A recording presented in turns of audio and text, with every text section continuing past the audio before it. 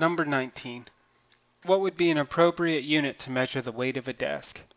So here I specify, I don't want a technically correct unit, like I don't want you to measure this in some crazy unit, but what's something you would actually maybe see in day-to-day life? So really there's only two reasonable units I would be looking for, and I would be fine with either of these answers, as you could either measure it in pounds, which living in America is probably what we would do. You could also reasonably measure it in kilograms, and that would work out also. Again, 1 pound is, or 1 kilogram is 2.2 pounds, so they're kind of roughly on the same scale. But it wouldn't make sense to measure it in grams, your number would be 1,000 times bigger. It wouldn't make sense to measure it in pounds, or measure it in ounces, because you'd still get an unnecessarily big number.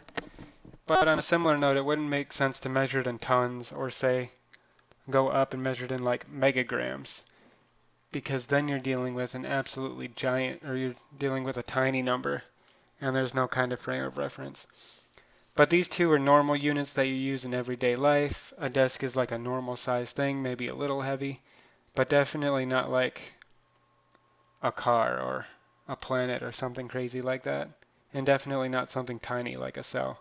So pounds and kilograms seem perfectly appropriate.